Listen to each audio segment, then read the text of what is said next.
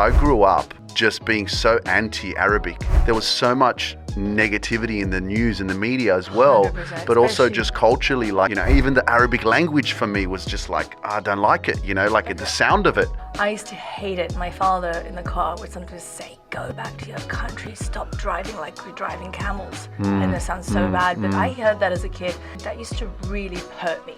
There was like a hatred that was kind of created because it didn't intertwine the people. It just said, well, find your own community, create your own communities, and don't worry about the rest. And I'm so blessed now to know so many educated and lovely and kind and caring people from the Middle East that I now, it's balanced my perception that I heard, not through my father, but also through the media, as you said. And I've learned that now, that when someone's saying something negative about someone, it's not nothing to do with that person, it's to do with them. Yeah. Because they're the ones that are insecure, they're the ones that are hating themselves. I'm Luke, and you're listening to the Luke Mind Power podcast.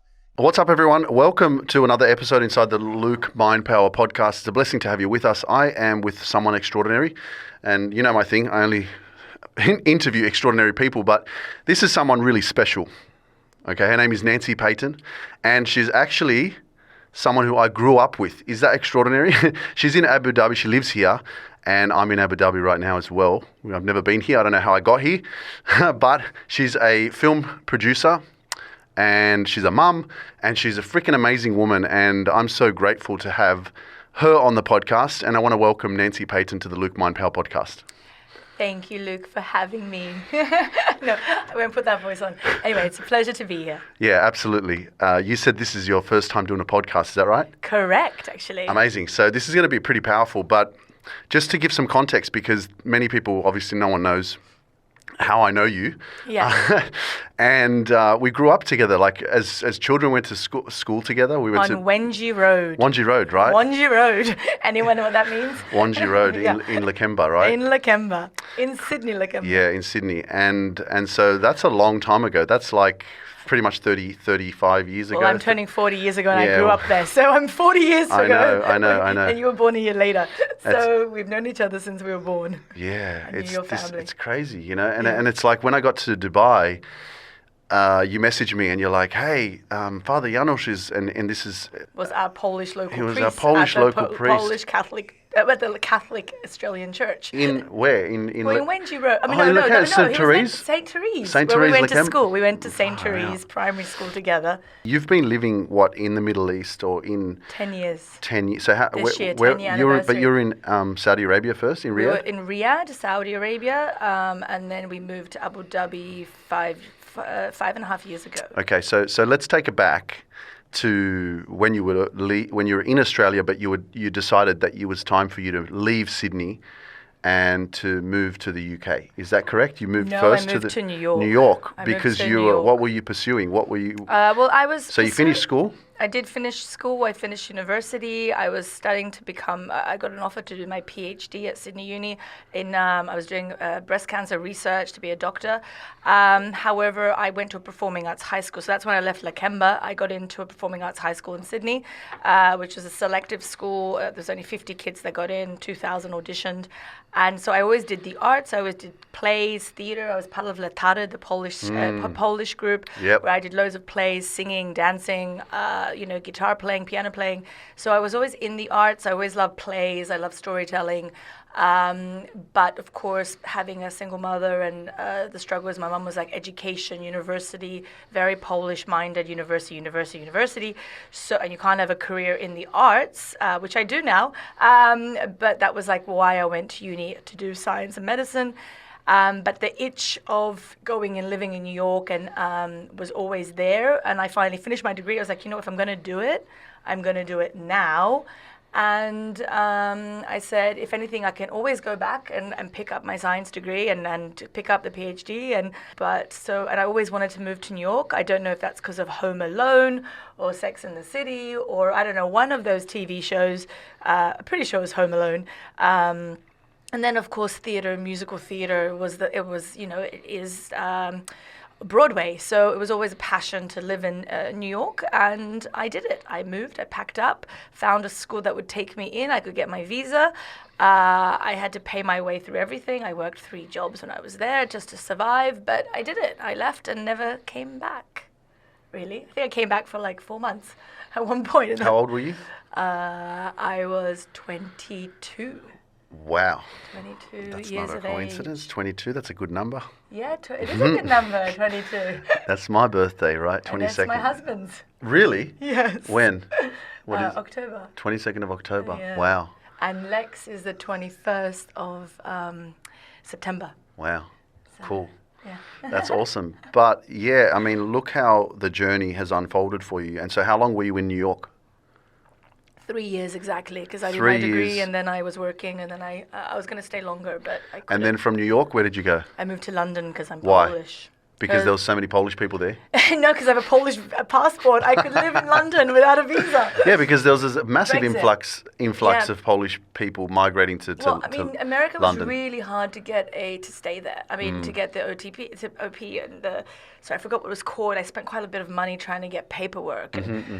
And I'm, and I'm Australian, but I'm also Polish, and I have a passport. And at the time, as a Polish person, I could live in Europe anywhere, and it speaks English. So I was like, okay, Made sense. And it has, the West End. It has theater. It has films. So it just made sense. It had a great film industry. So I was like, I'm gonna go try it in London. I wasn't ready to come home. I kind of knew I would never live in Sydney as a kid, due Why? to all the struggles. So I kind of knew in my teen years. You knew that Sydney wasn't your home? I knew Sydney was. I always never felt at home at Sydney. Really? As a child, yeah. Wow. Yeah, I never felt home. Specifically anything? We never had roots. I mean, we never had a home. We never owned anything. Yeah, we because you were in struggled Burwood for ages. for high school. Yeah, just because it was close to Newtown. Yeah, that's Because I right. went to Newtown, so we couldn't afford Newtown and the upper areas. So what we could afford was what we lived, but we never owned it. We rented Just our whole renting. lives. Yep. So I think I had no roots, and we went to I went to Poland as a kid every 3 years. So I loved my family in Poland. So you were a little bit different from me in a sense of like, the whole Polish culture was there for me. I identified myself as Polish, but at the same time, you were really My more root- culturally like Europe. Yeah, And I had yeah. family in France, I had family in Germany, I had family in Belgium. So as a kid, I remember as a 5-year-old going there, and so all my cousins, all my grandparents were in Poland.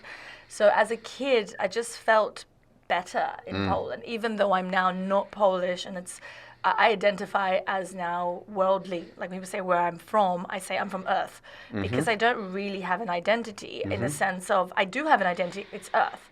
And I'm very passionate about keeping Earth alive and keeping cultures alive and heritages alive, and language is very important to me as well. But I don't want to be from one place specifically. I've definitely lost that in my 20s, that need to identify with one country and one kind of culture and one kind of understanding.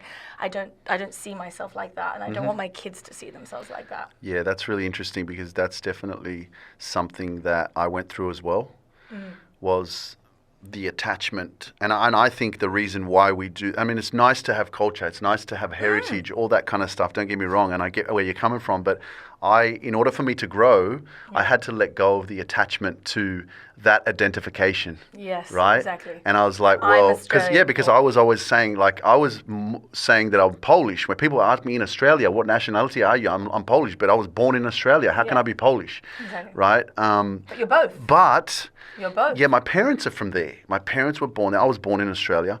But where it goes deeper is that I think what we're looking for is to feel like we are a part of something. 100%. Right? Yes. And so we're always looking for that bigger purpose or bigger connection with something greater, and that can be community, family, whatever. And for me, it was, I'm Polish. Yeah. That's my identity. As a child, 100%. You And know? we made, I think in Australia that was quite, because there was so many immigrants and it was so multicultural, that kind of really was ingrained in us. Well, you're not Australian, you're from here. I did feel that as a kid. I mean, not as a kid, I never felt that actually as a kid in Lakemba, even though we went to a super multicultural school and everyone was from Vietnam, China, Japan, Israel. I mean, all the Arab countries were there. All our friends were from the Middle East because of the war, right? So from, you had Syrians, you had Kuwaitis, you had, because of the Gulf War, because of everything going going on here. Iraqis, Afghanis.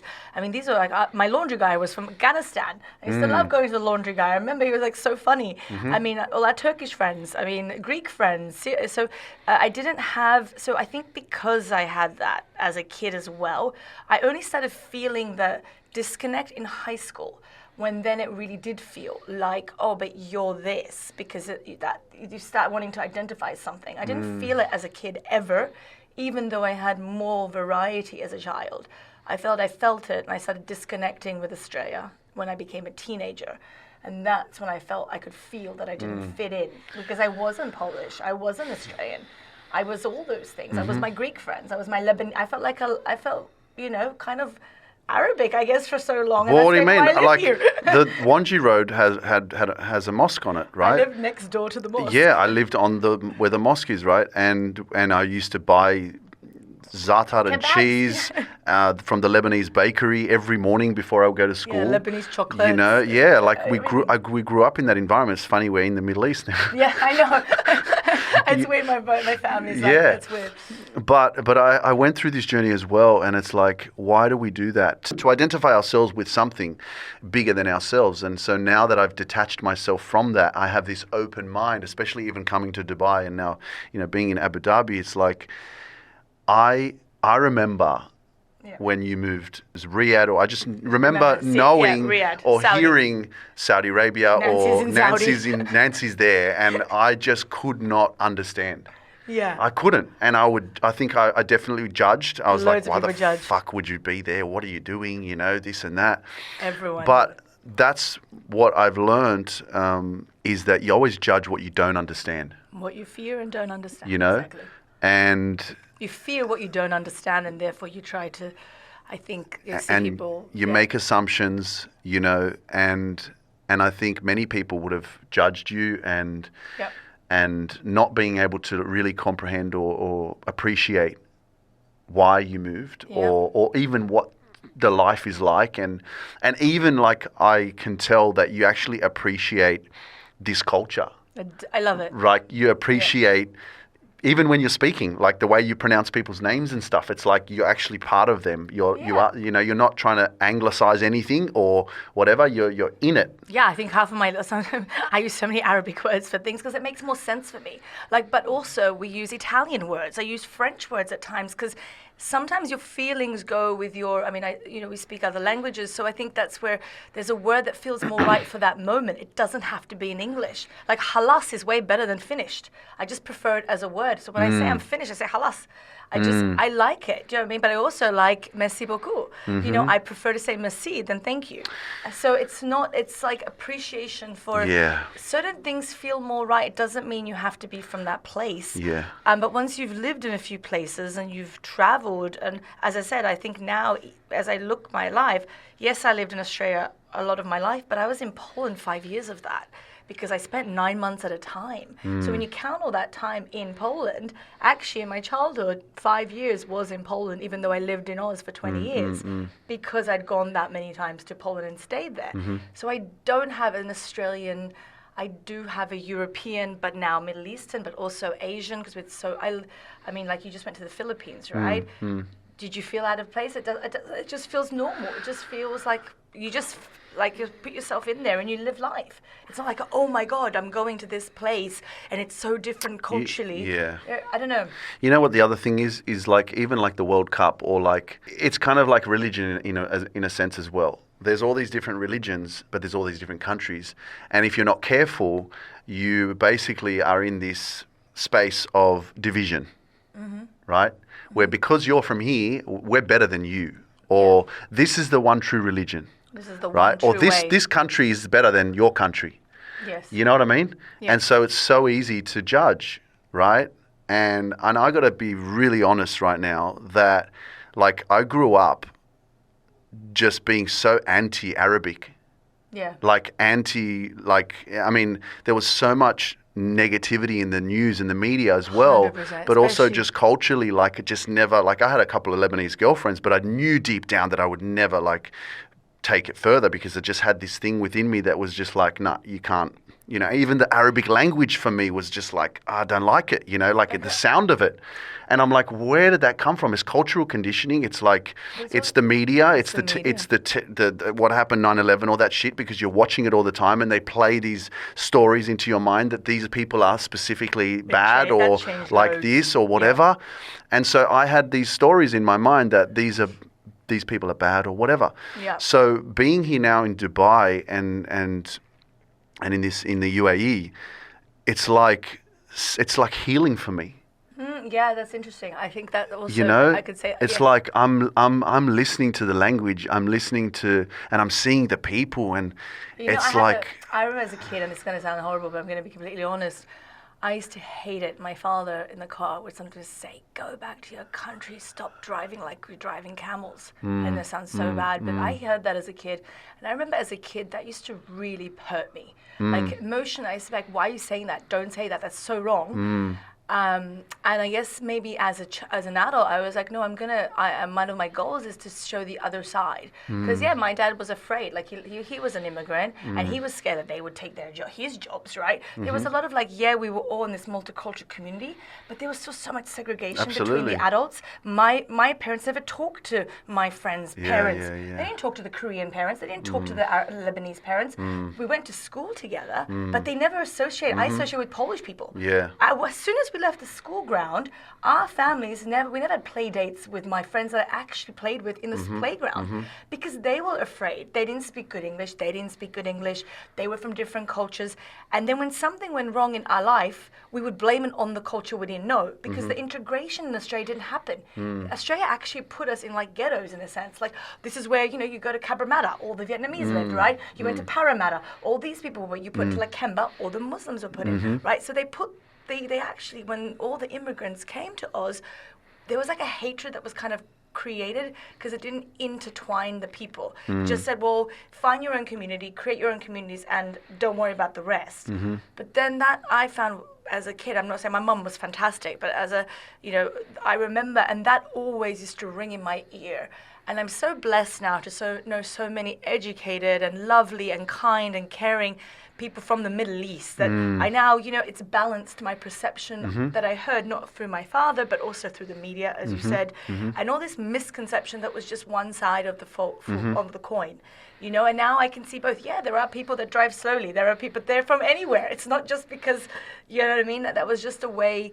It was like my father's way to make himself feel better about himself. It was his insecurities that he would throw on them. And I've learned that now, that when someone's saying something negative about someone, it's nothing to do with that person. It's to do with them. Yeah. Because they're the ones that are insecure. They're the ones that are hating themselves. They're the ones. And so I just have learned to like block that negativity out. And coming here has helped that. Yeah.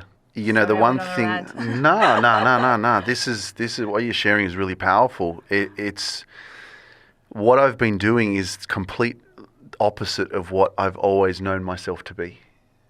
In this journey of like growth and change and healing and it's no surprise like me coming here. It's and I have to be grateful to the UAE government, to be honest, to be able to like even just come into the airport and give my passport, and it's like, yep, see you later.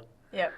And it's like you go to Australia and it's like, who are you? How long are you going to be here for? Where's your visa? The dogs are all over you. The fucking, Don't take anything. Yeah. Like it's fucking like it's ridiculous, And I'm like, 20 COVID miles. And you think the opposite as you're walking to the customs or the passport control. Like you've got the guys in the white gowns and the traditional clothing, and it's like, oh shit, And it's like, no, they're fucking really nice people. Yeah, they're very humble and nice. And so it's so bad, and it's like it actually pisses me off because I'm realizing how everybody is living, everybody is kind and respectful. That's what I've experienced so far, anyway. People are so respectful here. Everyone is following the law as well. Yeah, it's so safe, and you would never think that because automatically your mind is like, Muslim country, Middle East. What? Yeah, exactly. And I think one of the countries I associate this place with, and so is Japan. I mean, I find there's a lot of similarities in the sense of they're very respectful in their traditions, the way they treat their elderly, their families. I mean, that was the one thing I think I had to go to Saudi Arabia to kind of finally understand what family means. I mean, I learned about family in Saudi because my family was a bit of a, as we know, it's a disaster. So I had a lot of hatred towards the family unit. I didn't understand marriage, commitment, all this kind of stuff because my dad left when we were younger, and he was a Catholic, by the way. So you think about religion and you think about morals and stories, and so when people say I'm this good Christian, I'm like, really, you're a good Christian? I mean, so don't judge Muslims if you are. I mean, I see you as well. So I had to, I think, go to a place where actually family came first, and that was something. I mean, if your mum is sick, or if your mother-in-law, or if your aunt, your uncle, you have to go take them to the hospital. There's no like, oh, you need a sick day, you've already taken. No, family, you go. I mean, there's someone in hospital. It doesn't matter who it is. It's your auntie, your uncle, your child. I mean, that in Saudi was part of their understanding. Work is work, but family's family. And I think that was a big reason why I always say I really love Saudi, because I grew up so much in Saudi Arabia. Sorry, got me on camera. I just realized. Sorry. You still look like you're 20, like you. Oh, thank you. Like there's no like. I tell people I'm 38, and they're like, "Oh, I thought you were like 30." Yeah, we look like yeah. honestly, like we do. We look young. Like I think because we're happy. Yeah. I mean, I definitely, if I look at myself in my 20s to recently, I mean, and with I think I just don't stress. I mean, I think it's when you're okay and grounded and happy with what you've done, it changes your persona. So you don't, I don't know. Well, it's not easy to get to this happier place, though. There's a lot of, you still deal with a bit of stress here and there, but you're doing what you enjoy, and obviously, that busyness is part of your hustle, right? Yeah, and I love the busyness. Yeah, of course. That's a positive. I don't see it as that's not what puts me But, on. Obviously you talk about family, and I know that, what you experienced growing up with your parents was not probably something that it could have been better possibly for you. Yeah, 100%. How much drive or motivation do you have because of the unit falling apart? Or not having that masculine care from your dad? So I was actually quite blessed in a sense, should I say. I mean, I see it as a blessing now. I really don't have that hatred. So I don't, that's why it's quite difficult sometimes, because yes, there was a very big period in my life where I could say, answer this differently, but I am in a very different place in my life as well. So I see it from a completely different angle. And in some ways I see it as a blessing, because it is a blessing. I am who I am because of that. And I wouldn't change any of it, sadly, even though a lot of it should have been changed and should never have happened. And that is a fact. Because it was completely wrong. However, what I would say is... Can you explain what it was that was wrong? I would say probably the one blessing for me, I guess, is that my dad left when I was 11. So he didn't leave when I was 5, yeah. Right? My sister was 2. She wasn't even 2 when he left. For her, I think, and I'm not going to talk about her because that's her story. Of course. However, I definitely see the differences because I don't have the male. I did have a male figure up until some point. Good or bad, whatever that meant, there is that fatherly figure. And then I also had the fatherly figure in God, and I had it in the church. So I kept that going, and I always had, thankfully, due to my mom and keeping the faith, that did help me so much. I mean, it was if it wasn't for that, I don't know how we would have survived. So I'm so grateful for having faith and religion. And I also see religion a different way now, just because how do you see it, and do you still have a faith base in your life right now? Yeah, I'm definitely aware of everything now. I definitely know that everything I do has a purpose and has a reason, but also causes a reaction. And I know I make my choices very carefully, because everything I do has a consequence. And even in the words I say, the way I speak, the thing is, words hurt, actions hurt. Actions make happy. Actions make, with children specifically as well. You do have to be so aware of what you're saying, how you're saying it, when you're saying it, like if they're going through something, maybe it's not the time, maybe wait till they've calmed down, then have a chat about it, because it's, specifically, I'm talking about my second son, because he gets very tantrumy sometimes. It just doesn't work. We just let him go through it, and then we talk about it. I have the other son, though, he needs to deal with it there and then. So he's one of those people you have to stop it, nip it in the bud, right? So, but also being aware that there is a bigger power around us is the reason I do know this, because that power, if I say something, it resonates and it causes, in Earth and the universe, ripple effect. I do. And I did a lot of, like yourself, in my 20s, it was my healing years, my disastrous years, but my healing years in the sense of that too, of reading lots of healing books, doing lots of stuff, yogas, Bikram yogas, traveling the world, going to different cultures, religions, dabbling in all of them, reading lots of self-help books, and finding what worked for me. My faith is a massive part of my life. So how do you is it Christianity? Is it like what is it? I respect the church and I go to church. I would go with my kids. I've baptized them. I will respect it for all the days. I want them to have a religion. I also respect Ramadan. We do it. We don't. We respect everyone doing iftars and Eids and stuff. However, I don't practice in the sense of prayer for my kids. We don't say a prayer, but we're always thankful. So what are you thankful for today? Yeah. Who are you thankful for? Saying the positives of the day. What could we have done better? How do we do it better? Let's put that intention for tomorrow. So that is prayer, but it's not like a formalized structure that this is the prayer you should say at this time or this time. And that works for a lot of people, and they should do it. That's one thing, I think if it works, it's better you doing that than going off and doing something bad. You know what I mean? Like hurting someone. So if you need prayer to keep yourself, if you need to go to church, if you need to do that to make that hour, you don't go and do something that actually is going to hurt someone physically, mentally, or the earth, then you should be doing that. But if you make sure you spend your time correctly, then that's a better thing to, than going and being on your knees for an hour and, when you could be helping someone, you know what I mean? So I've always taken the thing, if someone needs me, I'm always there. My house is always open. I have lots of friends that just fly in. We have, that's how I've always wanted it, an open house where people can come, go. If you need us, we're there. There's, like kind of what we talk about, Janos, like being available. As a priest, they have to be available. They make the choice of celibacy not because of that, but because if someone is struggling, or and I know that when my dad went through whatever he went through, and my parents, they were there. The priests were at our house. They were protecting us. My parents my mum didn't call the police. My mum was too scared to call the ambulances. She was afraid of those people, but she trusted the church. So the church came. And I'm very grateful for the church coming, right? But if they had families, if they had things, maybe they wouldn't have been able to come straight away, right? And then me and my sister, or me and my mom, we would have had a different situation. So, so I try to do that as much as I can in my life as well, more than going to meditate for an hour. I prefer to go help in some way, someone, and physically do an action. And I'm not saying prayer does work, and all that does also work, and I've seen it work, and I believe it.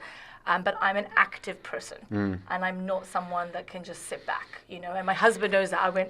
I go to refugee camps, I go to Africa, and he's like, just calm down. You do have a family, and I have to remember I still have children that actually need me first. My husband needs me first, and then if we have more time, we can do good to others and make sure we keep doing that as well. How do you balance your life with taking care of yourself first? Because most importantly, like you've got kids, you've got a husband, you're a film producer, and life is hectic. Yes. And it's important to know that, hey, I have to take care of me first before I take care of others, because if I don't have me, how can I give? How do you find that in your life? So I see time differently to people sometimes. I don't see it as a weekly thing. I see time as maybe it's too short. I kind of, I guess because I have children, I have to do this, but I guess because of the family structure and where I'm at and what I do, I see time more of a yearly thing. So I really, we kind of reassess our life on a yearly basis, where I kind of see, well, this is the 2 months of the year that I'm going to be focused on this. Life might be hectic because I'm doing a film then, and I might not spend so much time with my kids and my family. But then I've got the 2 months in June, July where I'm just with my children. I make sure that that quality time is there. That doesn't mean I don't see my kids during the time when it's hectic. I still see them, but they understand that this is a period of a time. It's not going to go on forever. It's just periods of my time where then, okay, I've got a quieter time. Now I'm going to go and enjoy a massage. And I mean, I get one maybe every 4 months, 5 months. It's not as much maybe, but that's all I need. I don't need it all the time. Well, that's the truth. You're being honest with the fact that, like, it's not overindulging and it's finding your balance. Exactly, yeah. It's like you don't need it every week. Like, you know yourself the best. I do know, and there's so much information out there that'll say, you need to do this and you need to live your life like this and whatever. And it's like, everyone's different. Exactly. Some people go on like on a weekly diet or a monthly diet. Like, as I said, I see it more like this is, and I do fast in the year. I do have like a couple of weeks a year where I put like time just to focus on me and health and stuff. But I think, as you said earlier, the youth and looking young and feeling young, and my children make me happy. I mean, what I do makes me happy. So I'm not going to complain because I'm doing what I love. So that is kind of that's me time. Me time is, I love spending time with my husband. That is me time now. He is my partner, so we can talk for hours. Like yesterday, that is my time now. I found a partner. Did you find him or did you attract him? Oh, I attracted him. Yeah, I definitely attracted him. I sent out, we always laugh because the Christmas before I met him, I went to a Christmas party in London. I used to do I did events then, and went to a Christmas party, and I left like after an hour. I got home, my mum was living with me then and my sister, and I just spent the night writing everything I want in a guy. And I was just like, I'm done. I'm never dating until I find the one. And I have the paper still, 72 points I had on it by the time I finished. And I stopped dating. I started my master's degree. I signed up for a master's degree that week in corporate governance because I was like, it's time to do business and become a businesswoman.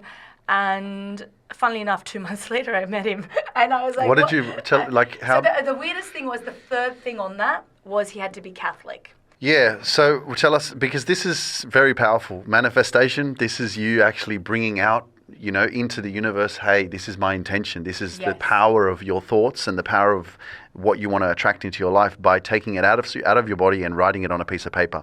I think people don't appreciate the power of actually writing stuff down. Yeah. And so basically what you're saying, because for people watching this and listening, right, is like if you are if you're in a relationship with yourself at the moment, you're not in a relationship with someone else, you're with yourself, you're single, whatever, and you are yearning for a relationship or you want to attract someone into your life, listen to this because this is going to help you to attract what you want. Yeah, and as I said, I learned a lot of this in my 20s, but I didn't really take it into action. I think I let the universe control me a lot, and the relationship we have with God or the universe, whatever you want to call it, it is a relationship. It's a give and take. I do feel you have to be in it. So, and I've learned that now, how to just listen and feel, and this is where I'm meant to be going. As I said, I had a curveball on Monday, and I actually been manifesting it for the universe. Saying, I just want more in Abu Dhabi. And actually, it's funny. So, and I've learned sometimes when things are going, I'm like, okay, start manifesting the positivity and what you actually want. And I learned that in my 20s, but I did it on like sporadically. I'd do it, and then I would stop, and then it'd happen, and then I'd forget, but I had this breakthrough moment specifically with before I met my husband. Because I was done dating in the sense of I'm not going to do this anymore. I don't need someone. I had a great job. I was loving London. I was at peace with myself. But I was dating all just the wrong people for the sake just to date, to find a relationship. It was just such a wrong reason to do it. But and I got to know this is what I want, and until I find that, I'm not actually going to go down that path. And I'm going to focus for the next 2 years on this master's degree. How specific were you on the... 72 points, and I can show it to you. I have the diary still to this day. And And as I said, on the 31st of January, I met my husband. This was the 14th of December. I met my husband 31st of January. So not much later, by the way. The universe is much quicker now for me. Yeah. We so, have a better and how did it relationship. happen? Like, where were you? What were you doing? What? And funnily enough, I was not meant to be at this place, and he was not meant to be at this place. We were both not meant to be at this event. Luckily enough, I was in events, as I said, and I was meant to be in Italy for a conference, doing event there, and like making sure the technology was going well there. But my friend had his event in London. He's like, Nancy, and he's new to the technology. He's like, Nancy, can you please help us on the day, just so that it's correct, so everything's going right? I'm like, I really got to go there, but you're my new client, you're my friend as well. I'm going to stay in London. My husband happens to be friends with this guy, but we've never met each other because he was living in the Middle East. I was living in London, and we just never met over the 4 years that I was in London, and I know this guy. Anyway, so my husband happened to fly in to do a visa, and he was meant to fly out, but the visa office was closed, so he had to wait till Monday, so he had to stay the weekend. So he actually came to this event on the Friday night, and as soon as he walked down the stairs, I looked at him, and I actually went up to him. As soon as he walked through I remember the day, and I just literally pushed through the people. Hi, I'm Nancy. And he goes, hi, I'm Richard. And I go, who are you here for? I'm like, oh, I'm here to see Marcus. I'm like, oh my God, I know Marcus. He's a really good friend of mine. And I go, can I have your business card? He's like, so I took his business card, I put it in my pocket. And I go, Marcus is just over there. And then he went. And then so he went to, then as we were walking to Marcus, I go, so where are you from? He's like, oh, I live in Saudi Arabia. I go, I've always wanted to go to Saudi Arabia. He's like, really? And he's like, I was like, yeah, I grew up in the, I had a lot of Middle Eastern friends. So I've always wanted to go see Mecca and Medina and learn all about the Holy Land. Because I thought he was Arab at first. I actually thought I did too. I know. I did. I was like, he's Scotland? He's Scottish. Nah, he's completely Scottish. Looks Middle Eastern, but possibly. He's my type, right? Because I grew up, so it was just it happened to be my type. And then he went and talked to his friend, Marcus, who is my friend.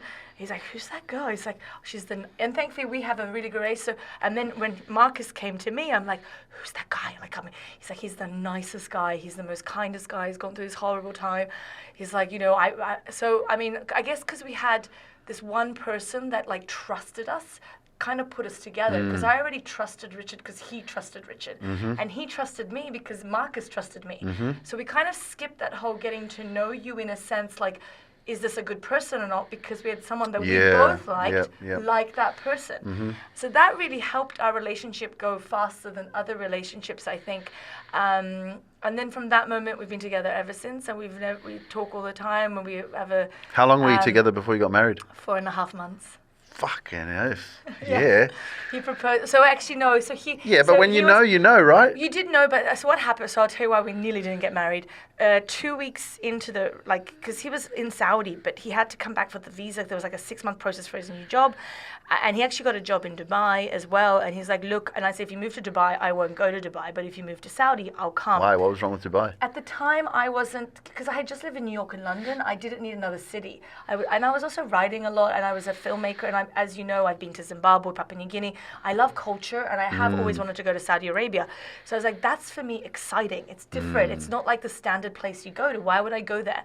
And so he was like, this woman's crazy. Like, she actually, like, she's some, and he's also a traveler. He's been to Peru and all of South America.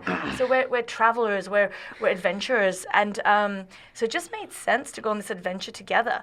But when he wanted to date me, I was like, I'm not doing a long distance relationship. I also said, I'm not doing a relationship. I was so anti. I go, I like you, you're nice, but this is not going to work, buddy. There is no way you live in, what are we going to do? What has happened possibly in the past that maybe gave you the anti-impression of a long-distance relationship? Because I've had a bad experience, and I'm also very anti-long distance. I'm not interested. I want physical energy. Yeah, so we were very lucky because, as I said, he was transitioning through work. He's like, yeah, but I'm going to be, I've got a couple of months and I'll be here and there. I'm like, yeah, but, so I said, okay, you've got 3 months. I said, I will date you for 3 months. If you don't, and he was 36 at that time, and he'd already been married once, divorced 4 years. I was like, if you don't know what you want in 3 months' time, then you'll never know that. Yeah. And I said, so and I'm not I'm not wasting time. I'm doing my master's. I really have a good job. I'm not gonna leave this all for some guy that wants to date occasionally. Yeah. Not interested, buddy. And so anyway, we started dating. And then he's like, come to Dubai, because he was in Dubai. Come and check it. Come and see it. Maybe I'll take the job in Dubai. I came in Dubai, and then we started talking about religion. He was very anti-Catholicism. Oh, yeah? And it was my third thing on the... Didn't you say that he was like Catholic? No, he's Protestant. Ah, okay. But on top of that, he wasn't at the time anything. Right, and right. the third thing on my list was He Catholic. has to be Catholic. And that was only because my family was Catholic. I had dated guys who weren't, and it caused problems with my mother and my sister. Mm-hmm. And at that time, that's my life. And I was like, if my mom and my sister don't respect you, I'm not marrying you. Never. Because we have to have the same morals, the same values. If we're having children together, I need to make sure that you're going to have the same morals and not flip out one day and start, shooting people because it's not part of your commandments or something, right? Yeah. So, like, for me, it was like, so we had this moment in Dubai. We were sitting on the veranda, and I just hated him. I literally hated him for like 2 hours. And I was like, oh, what am I doing with this guy? I'm like, he's so everything. I was like, I'm so excited. I'm leaving Dubai tomorrow. I'm going to like never see this guy again. And then we sat, he's like, no, but just why? And I was like, well, this is what I want. I want someone who respects me, puts wife first, who, takes care of my kid. And I realized it wasn't Catholicism I wanted a good person. And Richard is the most kindest, caring person I've ever met. And actually, when we got down to what we were looking, he's like, well, why? Why is this so, what is it? What do you want? Someone that prays all the time? I'm like, no, someone that actually cares, listens, is kind, takes time for people. And anyone who's known Richard, that is him. And when I met his friends, they're like, he's the most kindest, he's the most caring. I was like, really? And he was, but I was just like, I had to be Catholic. And that was my stupidity and my immaturity and and I was like, okay. And he was so kind to my mother, so kind to my sister. And when I started seeing that, I was like, you know what, I can let this slide. This one is not something I really care about, as long as you respect that I might be Catholic and that I want my kids baptized and that I might go to church occasionally and all this stuff. And he's like, of course, that's your choice. Funnily enough, 10 years later, my husband's becoming more religious these days. It's not religious in the sense, but he is, he's open. He's met my uncles, he's met the priest, he's very open. He now sees it the way that I saw it. Because if it wasn't for the Catholic Church as a child, I probably wouldn't be here today, So I'm so grateful for the help they gave my family as an immigrant in Australia, as a Polish immigrant, and all the things, my education, so many things I was able to do. And so he saw that. He finally saw that and started seeing actually they do a lot of good. There's a lot of bad media and a lot of bad press, and there is a lot of bad people. Mm-hmm. But there's a lot of bad lawyers. It's not just priests, right? And there are bad priests, I'm not saying, but there is a lot that's good. And if you focus on the good, which is what we always try to do now, that's what we focus on, that's what we look at. And that's something that's, and that's our main purpose. I think that's just a very positive mindset and a sense where there is a lot of bad out there. Yeah. And in order for you to become successful in your life, like I always say, if you keep focusing on everything that's not going right, you'll see more of it. You'll 100%. Find more. If you keep focusing on all the bad shit, you'll see more. You attract that. Yeah. If you keep looking at everything that you don't have, well, you'll think that you fucking don't have anything. Yeah. Versus focusing on being grateful. Yeah, focusing on what things are working. And we were taught that at church. We were the standard morals were grateful for what you have, thankful for your family, thankful for this. The more you actually do it, but you have to practice it. Yeah, but there's division there because it's like, be grateful for what you have, but then you can, like, as you talked about in the past, like with religions and with cultures, like, no, you're Lebanese, so you stay with all the Lebanese people. Yeah. And you're Muslim Lebanese, so we can hang out with the Catholic Maronites, but not with those ones. Met the Maronite Lebanese, but the Muslims, they're not, they're different, right? Exactly. And I definitely was programmed and conditioned that way, yeah, right? And so, we're like what you've done is just breaking the barriers to live here, to, kind of not conform, but respect in a sense. Learn. I'm always exactly. I'm not going to just because someone said so, just believe that. And as I said, even I would have missed the best thing of my life that day, specifically with my husband, and I would have messed it up and not had a partner who I actually, just because of something I thought, and he had to challenge me, or we had to go through and be honest with one another to realize, actually, that's not maybe the thing. But that was honesty and communication that you need to have, because no one's perfect. As I said, the 72 things are not all there, but 80% of it was. So why would I I know wreck it's that? we're always You know? looking at the It has to be everything. It the has small percentage of what's not right, and that outweighs everything. Exactly, and I had to stop doing that. I'm like, no, I've got this. That's great.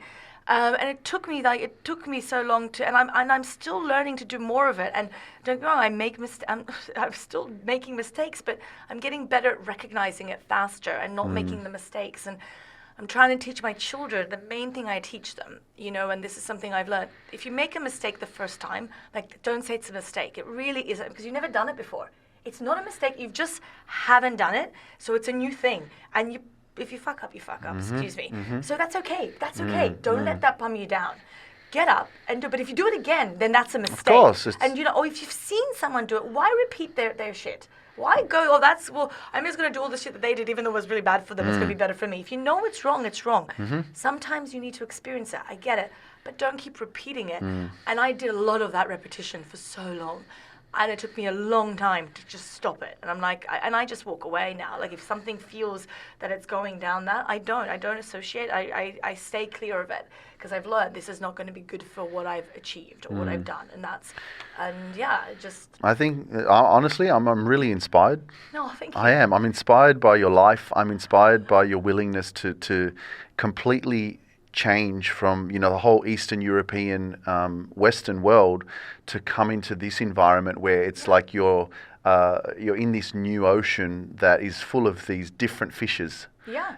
But I'd go to Korea. I know, but this is the thing. Like, what people are going to take from this is that, hey, like, we're not that different. No, we're the same. Right? We have like, emotions. but we have been programmed that way. Yes. That this culture is so different from us that we can't communicate, or we can't love. Yes. Or we can't understand. And we should have the culture. That's what I'm saying. It's not. I'm not part of culture. I feel like I'm part of lots of cultures, and I really love them. When you went to the monastery and did the in the Shaolin Temple, in China. I loved watching that. I was like, God, I would love to do that. I mean, I have, but I can't, because I have my children. As I think there are things maybe when they left, maybe I'll do it in my 50s. I'm not saying no to that experience. But I also understand that I'm not going to go through that, but you're going to go through it, which is fantastic, and you should go through it if you can. Because it's a good thing. You're doing a good thing. You're learning. You're growing, and that's great. I mean, and then we should support things like that. Instead of putting it down and being like, "What's that person doing? They're so weird. That's not their culture. That's not their thing." But it is their culture. It's part of humanity. I mean, that Buddhism and thinking is part of the earth. It's been here. There's a reason for it. We don't need to get rid of it. We need to keep it and celebrate it. Yeah, but it's, like, there's so many people that have a closed mind. Yeah. Right? Because this is the religion, this is the only way, and this is how I was raised, and this is how I was taught by my own parents, or, specifically my mum. Yeah. If only she listened to all my podcast episodes, she'd be like, you always talk about me. I'm like, yeah, because the way that I was conditioned because of her beliefs was that this is the only way. Yes. And if you don't follow this way, then you're going against the teachings of God and the truth. Going to hell, right? Right? And so that's why... that's a hard one to get That's over. why I fucking despise being controlled or told how I need to live and where I need to go or what I need to believe and all that shit. But you do see that was the only... I've learned... that's not their fault. I know that. I get it. But that's the motivation that I have because of how I was brought up for so many years.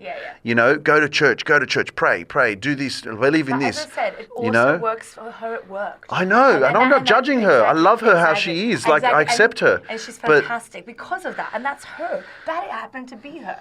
And then I said, and that's my mum too. And my mum is that, and I love that. And as I said, I respect what she wants to do, and that's her thing, and that's fantastic. And they did teach us so many good, and despising it as well. Something that, because I did for so long, I've also had to be like, actually no, because if I can take those great things out of that. No, absolutely. And, her passion and belief for what she believes in inspires me to believe in what I want to believe in. Exactly, You know what I mean? Yeah. But I always said when I started this work, I was like, I speak with a universal tongue.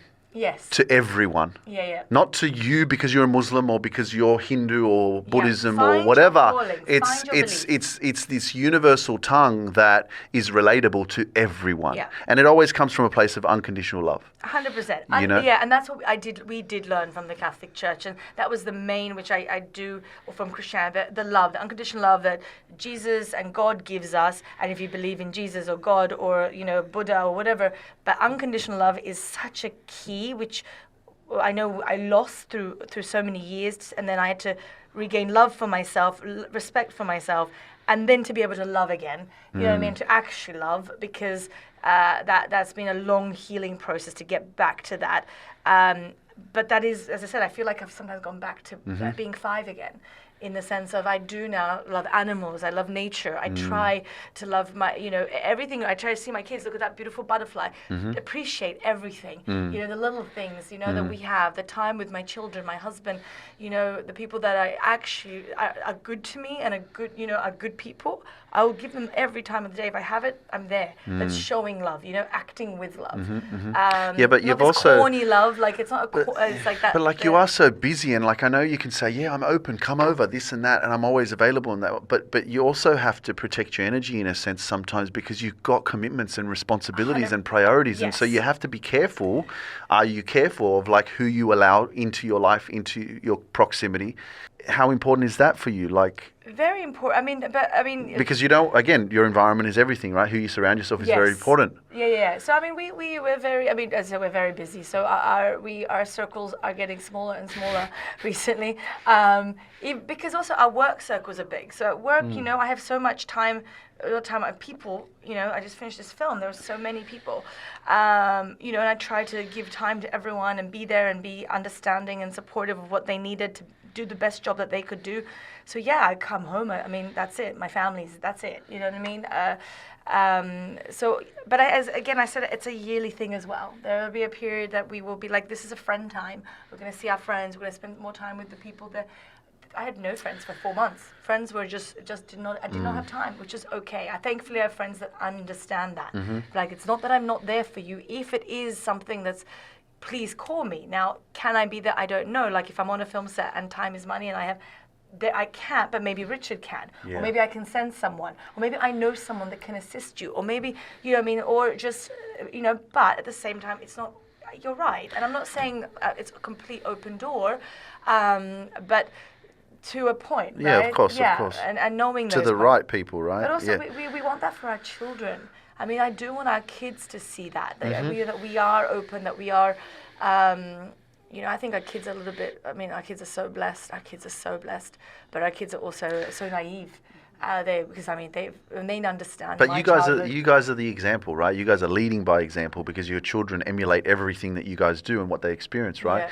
But there's also what you're doing is something different to a lot of households, where there's the provider, which can many cases is the man or the woman, can be both, and then one person stays at home to look after the kids. Yeah. And what you guys are doing is you're both hustling. Yeah. You're both successful in your own ways, but you're still raising a family, and you're doing what you love. Yeah. Right. I mean, that comes, as you said before, does all that drive come from my childhood? And I think it does, and I know it does.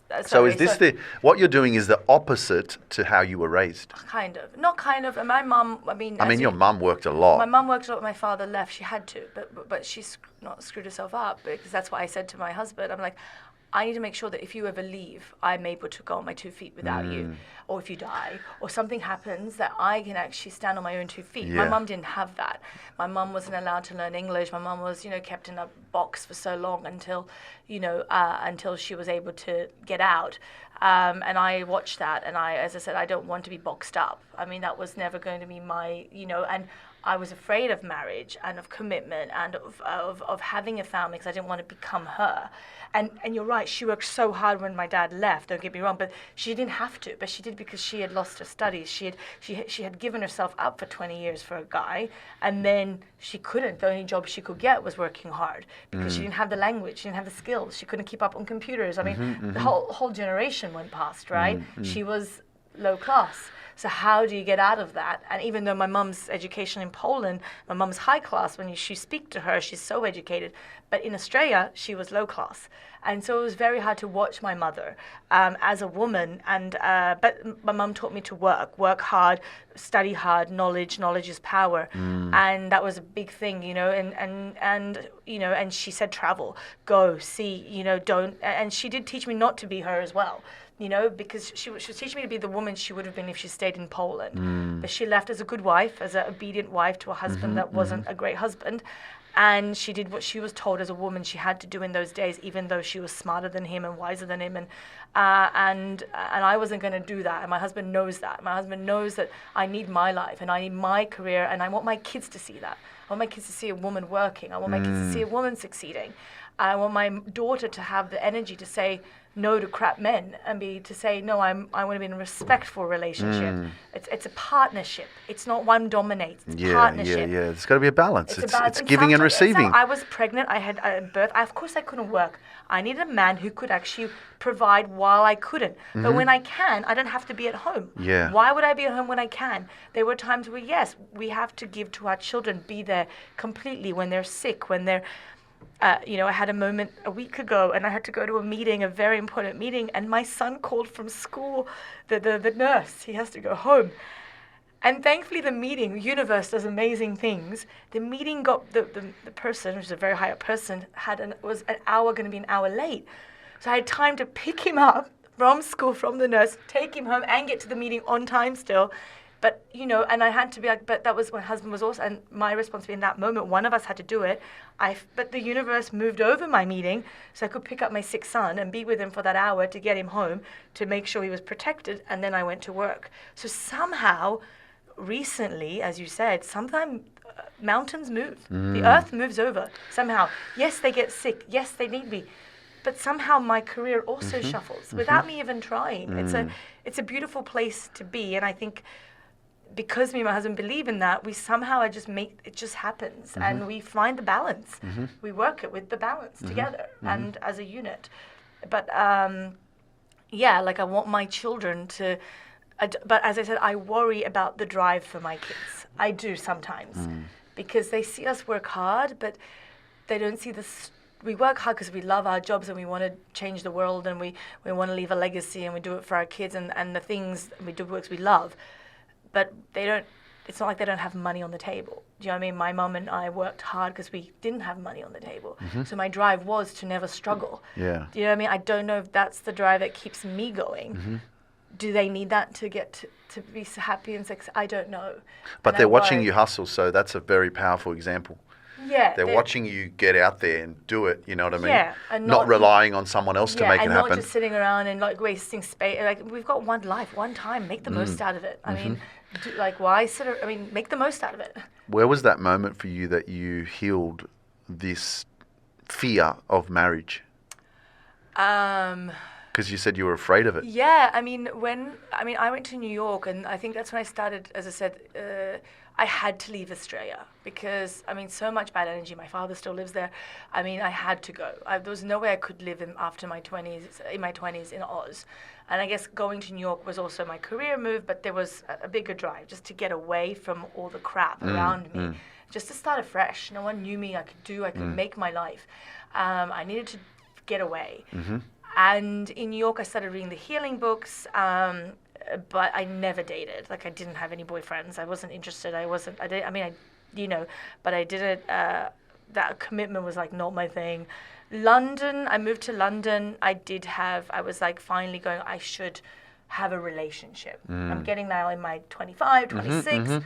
I dated 2 guys that were just horrible. Did you need to learn the lessons from those 2 relationships before you met Richard? Yes. Yeah, because I believe that, some people, we have to go through these relationships because there's lessons we need to learn, which are going to help us to then... I became my mother. I became my parents. I became my family. I seriously, the first one, I literally was being with my dad. It was just the weirdest thing.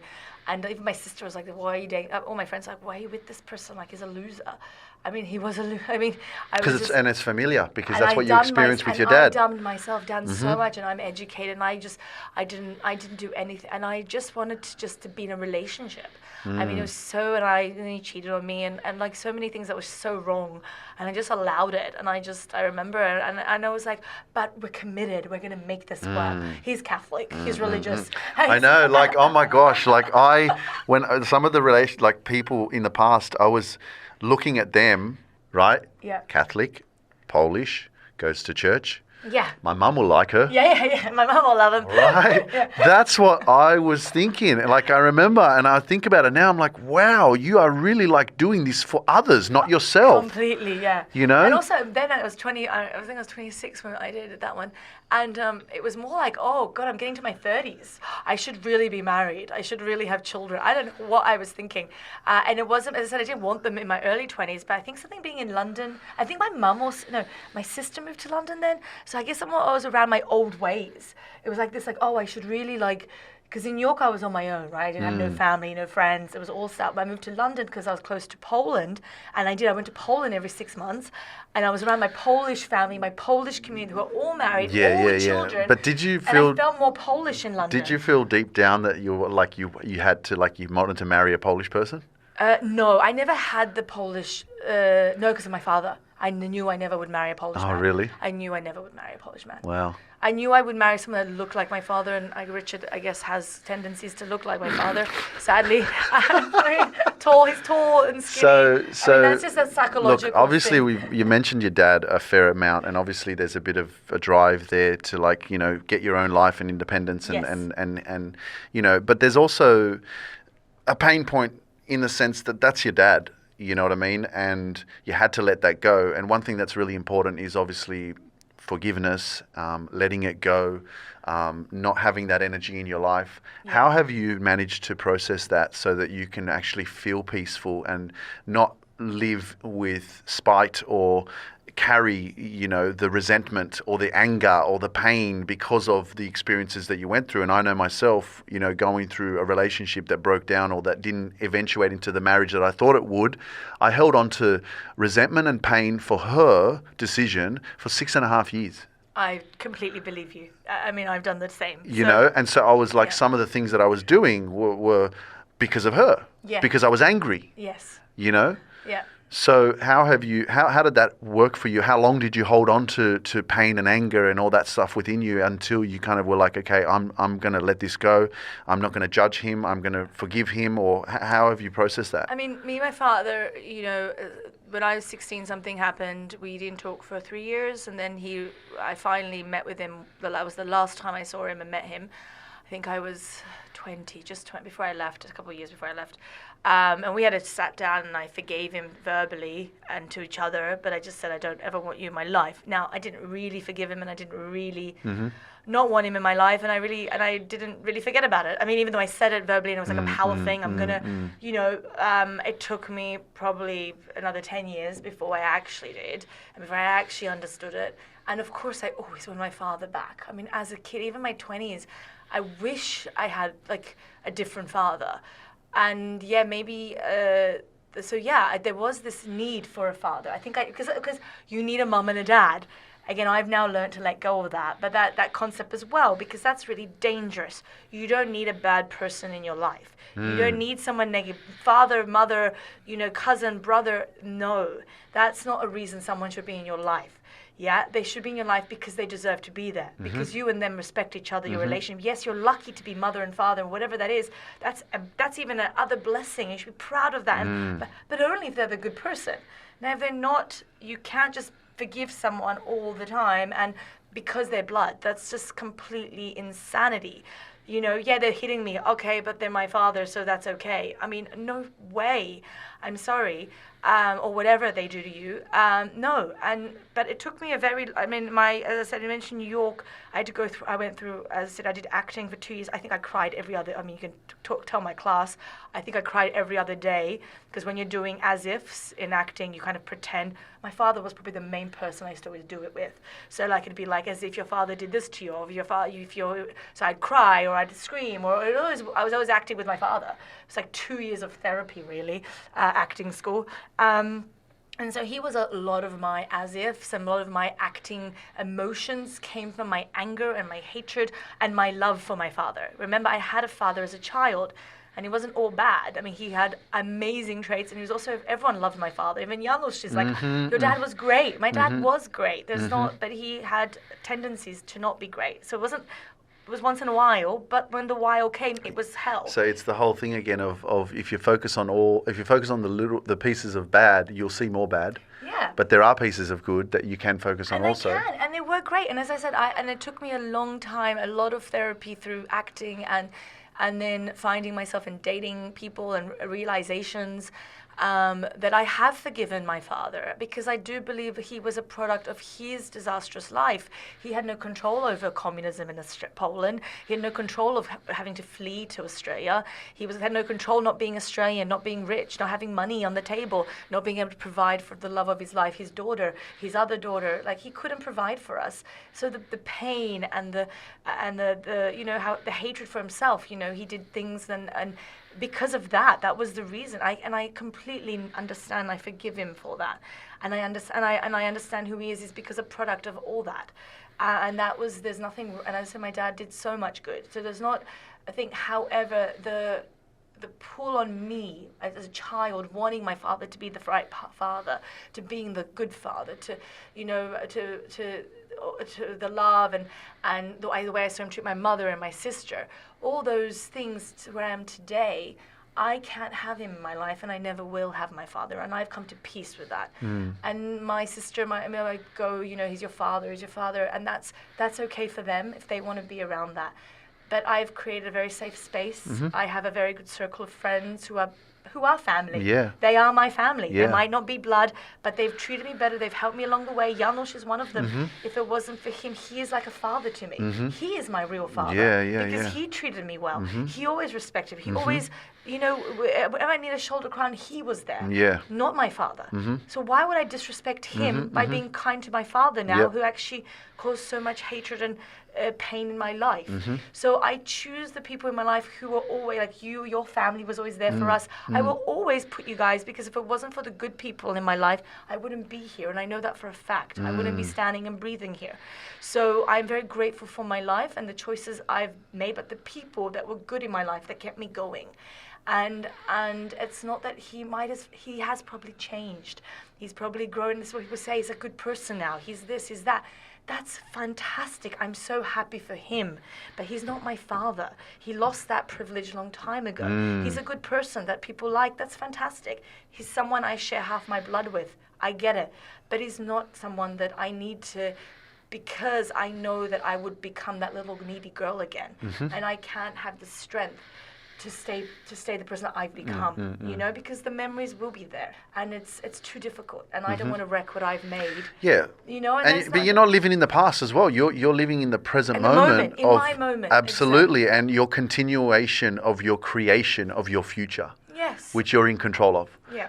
And you focus on what is good and keeping good people in your life, and I think your confidence speaks for itself when you communicate and what you share, and thank you so much for actually going there, because so many people listening will be so inspired and touched. I'm sure there's people very emotional right now because they have a lot of pain in their family. Yeah. And I think it's a very sorry. I just want to say, because I'm not saying there are people that make mistakes and that cause occasional drama. I'm not saying, and they can change and they do change, and I'm not that is fantastic, and you shouldn't just halas, as I say, because they've made one mistake or some hurt. We're not all perfect.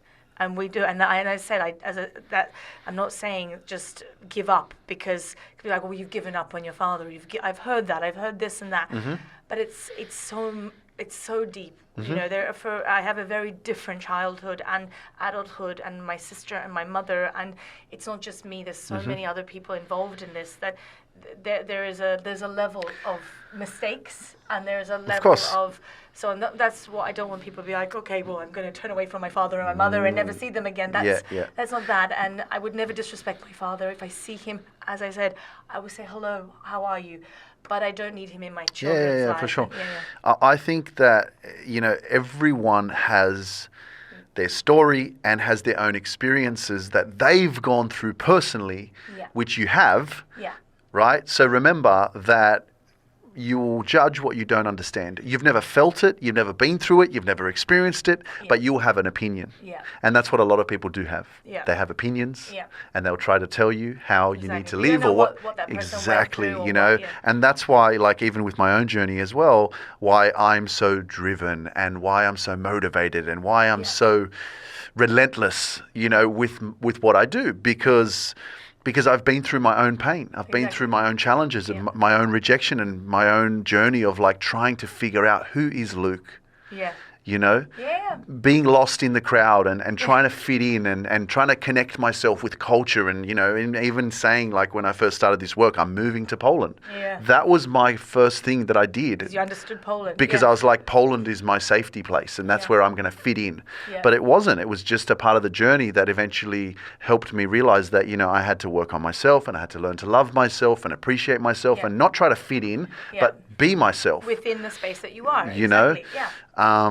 Be yourself wherever you are in the moment. Exactly. You know, and detach myself from all the labels and you know, I've just gone from now, you know, being in this box to being such an open book to, you know, everything is, you know, the world is here for you to explore. And for you to use your life and be an instrument of, like I said, so many things in religion, like Catholicism, like be an instrument of love. It you know, teaches that. When you do good to others, like it does. You know, it does. But that's in every religion's taught that, and then the morals are basic, and it's like a key to life. And when you actually, because we like treat others the way that you would like to be treated. That's the biggest thing for me that I've learned over the years. Yeah, I've learned that, and that was what I've learned by not being that person. For being that person as a child, to then not being that person because of all the people not being that to me. So it was like a hatred, revenge back, you know, because my father wasn't the father he was meant to be. He didn't treat me the way he was meant to treat me. My mother didn't treat me the way I was, you know. So and then realizing actually just treat the people you want me to treat. They might not treat you back that way because they're not there yet. That's fine, but just treat them that way. You know what I mean? The way you want to be treated. Don't expect them to treat you that way. You can't change them. You cannot change them. But you can be the person. You're the example. Exactly. But I can see this, honestly, just this short space that I've been here in the UAE, that everyone functions off that frequency, giving and receiving and being kind and respectful. And it's like, you know, the networking that I've experienced so far with people that I've connected with. I connect with someone, videographer. Okay, I pass that videographer on to my personal trainer because he's looking for a videographer. And then it also comes a network. And then I connect with someone at the gym and he gives me his number. And then I know now what he does. And it's like everybody, like I'm. Don't just be open. No, but just like people are giving me their details. I'm like, for example, what's one example? The real estate. Someone gave me a real estate. Like I met someone on a podcast. He gave me the real estate agent guy. I messaged him. Then I was like, hang on a second, let me pass you on to this person because this person's looking for a real estate guy. And so now I've become the connection to someone else. And it's like, this is what this whole environment is all about, is about giving. Yeah, giving back and receiving. And giving and receiving, giving and receiving. And it's like... But it's a basic thing that we lost. I don't know where we lost it because, I mean, I think it was what the church did wrong for a while, what other religions did. It's just learn it.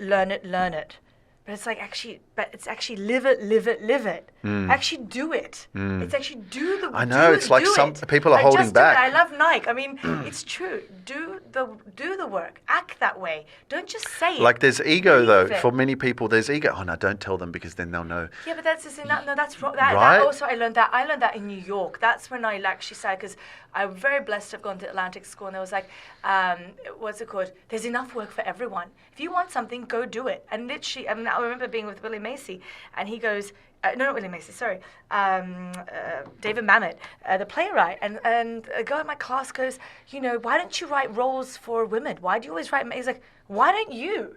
He's like, why don't you do it? I mean, do you want to do it? Why do I have to do it? I write what I know. I do what I do. You do it. Get up and, you want to play for women? Write a play for women and do it. That's what I did. I wrote up something. And I was like, he's so right. Why do I always wait for people to give me something? Why not just create it? Create the space. Because he's like, there's enough of it. There's enough of it to go to for everyone. Which is another thing, what Jesus gave out fish, and there was fish for everyone, because there is fish for everyone. This is you stop yourself from believing that. Once you see it, once you start living that way, there is enough to go around for everyone. Absolutely. But if you do it the right way, as you said, it's not. Once you start closing doors, closing things, judging, then you're not going to get it, because you're not giving the universe its respect. You have to give the respect to the universe for its thing, and being grateful and for everything, and doing whatever you can. I mean, I completely believe it. It took me so long to learn that, but once I learned it, I mean, now it's because it was ingrained in me as a kid. So it's just very easy to get back on that. And now I'm like, okay, it's so I don't need to go to church to be reminded about that, because I already done my years in church. I actually just live that way now. Instead of saying I'm going to do it, saying I'm going to live that way, actually forgive, move on, do your things, be kind, give to people whenever. If something comes and I drop everything, I'm like, that's what the universe wants me to do right now. I get it. This is necessary. This is what needs to be done. I get it. Okay. And I find time, and somehow time creates itself. The other day, time moved over. I mean, it's a weird... Yeah, but that's real weird, powerful self-awareness, and you're really in alignment and flow with your purpose and who you are and what you're doing. And that's why I say, when you say yes to your life and you say yes to yourself, the universe conspires to make everything work in your favor. Yeah. But you have to pay attention, because sometimes the things that you have to go through are uncomfortable, challenging, but they're happening on purpose. Because it's to help you grow. Exactly. And that's where people go wrong. Yeah.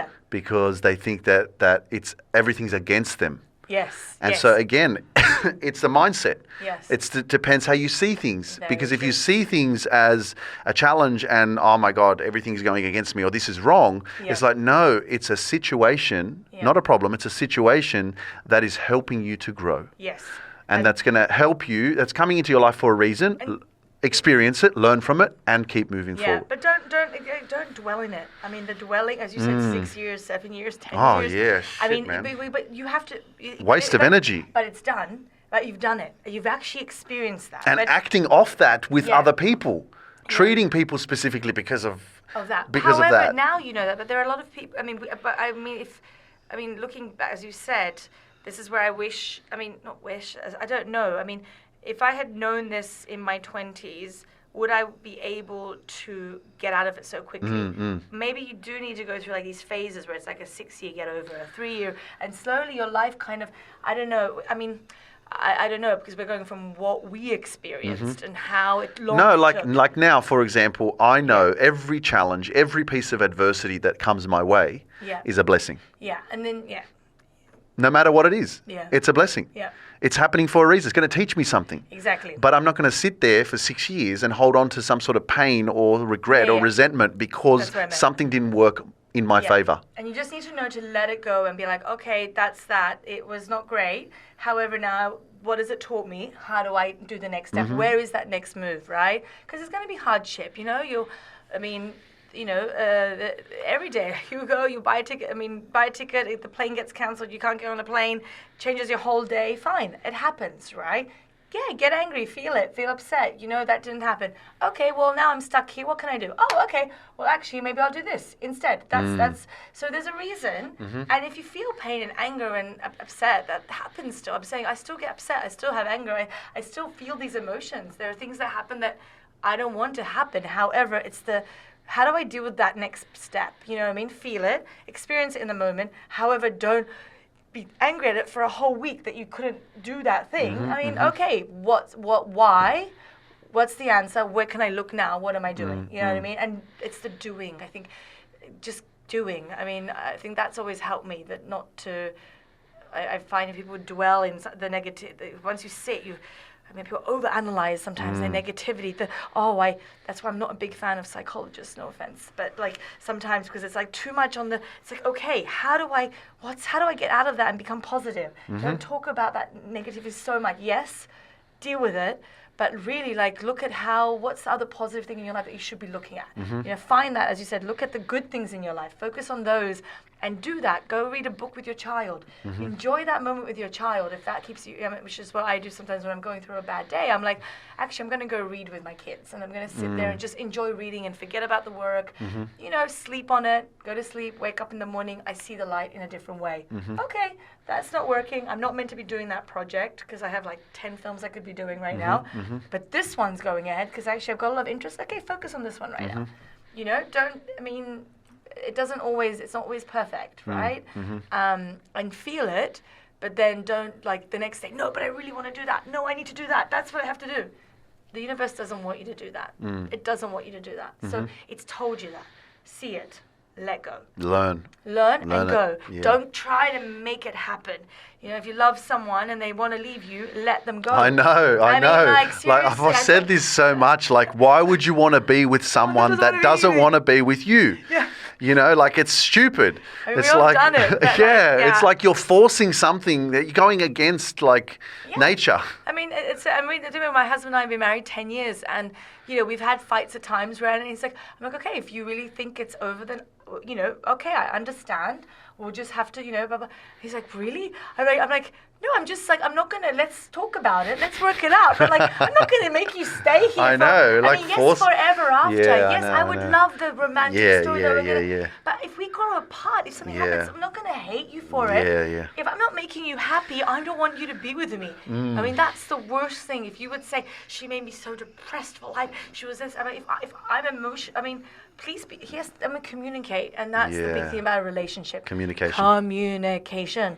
And I've had to learn that from my husband a lot. Sometimes I'll go quiet because my parents did that for like weeks. They didn't talk to each other. And I get in those, he's like, Nancy, what's wrong? Talk about it. I'm like, okay. So, to be okay with the honesty. Man. In any relationship. Yeah. It's communication is the key to friendship, work, colleagues, working, everything. To awareness. To know what's going on. Yeah. Nancy, thank you so much for your time today. Like, what we've done, I think, is going to change so many people's lives. What we talked about is like deep stuff, and it's really real. It's authentic. I think that this is one of the best podcasts. I think the energy that we're giving and receiving, like. Well, you did pull my teeth out when I was 5 years old. Well, shit, we're supposed to talk about that. Hang on a second before we finish up, guys, because I said this at the beginning of the episode that we have some stories to tell you, and I already took action on this, but I'm going to do it again publicly on the podcast. Yes, because when I was a child, we're living in this house in Wanji Road in Lakemba, and I remember that in the backyard of this house there were I remember you used to dig dirt. There was dirt, and I would dig holes and put water in there. And he was 4.5 years old. I was 5.5. Okay, and so we were little kids, and so what I did, I don't know where I got this idea from, or where I saw it. We were doing. We were playing dentist. We were playing dentist. How? And so Lou goes, I will remember this has traumatized me. No, I'm kidding. Has not traumatized me. It's okay. But we were playing dentist. We used to play doctors, nurses. Everything. We were married 100 times in school. Yeah. Mummies and daddies, and everything. There's astronauts. we were very. No TV then, right? We were kids. The blessed years of no social media. Yeah, and TV. No technology. But we played so many things. But there weren't dentists. So Luke had pliers. He was fixing his bike, and he's like, I'm such a gullible person. My friends know I'm so gullible even to this day because I'm honest, and I think people are being honest. So Luke is like, Nancy, open your mouth, close your eyes. And I go, sure. How's my cavities? Bam! Got my 2 front teeth, both of them out. Was it a hammer? With a hammer. I fucking banged your fucking front teeth. Oh my God. And then, but I will always find it as a blessing, Luke. Because that was okay. So the blessing is, because he did actually apologize when he saw me 2 weeks ago. 4 weeks ago. And then he goes, but he hid for 4 days behind the mattress, and everyone would put him food. He would not come out because he felt because I had blood rushing down, and and the priest was there, and my dad was, everyone was there, and I'm running, Luke, get my teeth out, and I was like a blooded child, from The Exorcist or something. Luke hid. He felt really bad. Anyway, but I see it as a blessing because that Christmas, I got to sing at school, All I Want for Christmas Is My 2 Front Teeth. Because I didn't have to. I've got a picture on stage singing that song. I think I was in kindergarten. And that's how my career in the arts started, I think. So in a way, it's a blessing. Oh, wow. Because I was singing always at all the Shit. plays. I was always That's the lead. amazing. I was always singing on stage. So everything does happen for a reason. I think so. So those 2 teeth got me to But be I'm the lead. I'll say in it the publicly. Christmas I'm play. sorry. Even though it's a blessing, if I went back, I don't know. Now you think about it, you go, well, no, I wouldn't Well, if take you that back. look at it- I wouldn't take that back. I'll do it again. No, stay away from my teeth now, because actually I love my teeth. Yeah. But that was, I think, I don't say it, but I did get to sing that, and I was the star of the show at school, and then I became the St. Therese little star. I was always at, singing the lead songs, always in the lead plays, always in the talent shows. And See what I mean? And that's why I say, like, in any situation that you're going through in your life, you may not see the light, or you may not understand or appreciate what it's doing to you, even though it's hurtful or painful, Yeah. or It's true. and it's somehow, some way, there's always a silver lining. Yeah. So Nancy, thank you so much for your time. It's been absolutely amazing. This is so good. I hope you guys enjoyed this episode. But just finishing up, if you Yes. could say something, because your story is so grand and you've done so much and achieved so I'm much. 40 this year. But for anyone who is in a place of discontentment, they're not happy with their life, things haven't been working out for them, what can you leave us with to help people to keep persevering and to believe that change is possible, healing is possible, and that you can live your dreams? You have to get out of your environment. I really believe that. I mean, I went to Papua New Guinea when things weren't going well, and and then I moved to New York. I'm not saying don't come back. I'm not saying don't. And that environment, you might just be go to the woods or go to the forest or go to the mountains and just stay there for a week and just realign yourself. But just get away from the people, the things that are you can't think straight, and just see it from another angle. See that situation. And I didn't say I don't. I mean, maybe see a psychologist. I'm not saying that. Do see someone or talk to someone or go to a priest, but change it up. Do something completely that you wouldn't normally do. Put yourself in a situation and then look at it from those. Put yourself in someone else's shoes. Right? There is that. Like, try and. I mean, that helped me a lot. Yeah, I think. Awesome. Nancy, thank you so much. Thank you. Great. Thank you for joining me on this journey of self-discovery and growth. If you're ready to grow and reach your full potential and find inner peace, send me a DM that says, I want inner peace, and I'll send you the next steps. You can accomplish anything you set your mind to. When you change your mind, you change your whole life. So don't hesitate and send that DM over to me. Myself and my team can't wait to meet you and witness your transformation in full glory. See you next week.